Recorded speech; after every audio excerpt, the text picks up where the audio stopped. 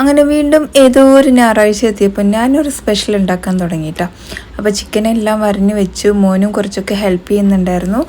പിന്നെ ഉള്ളിയെല്ലാം കട്ട് ചെയ്തെടുത്തു. നമ്മൾ നല്ല ചിക്കൻ ഗ്രേവി, നെയ്ച്ചോറ്, അതുപോലെ സ്പെഷ്യലായിട്ടുള്ളൊരു ചിക്കൻ റെസിപ്പിയൊക്കെയാണ് കേട്ടോ ഉണ്ടാക്കിയിട്ടുണ്ടായിരുന്നത്.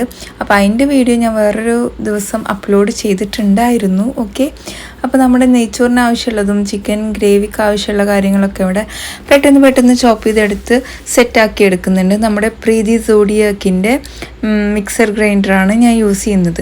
അതിൽ ഫുഡ് പ്രോസസ്സറിൽ ഇട്ട് കഴിഞ്ഞാൽ പെട്ടെന്ന് തന്നെ ഉള്ളിയൊക്കെ സ്ലൈസ് ആക്കി കിട്ടും കേട്ടോ. പിന്നെ ചോപ്പറോ എല്ലാം ഉണ്ട്, ഒരു 3-4 വിധം ബ്ലേഡ് ഉണ്ട് കേട്ടോ അതിൽ.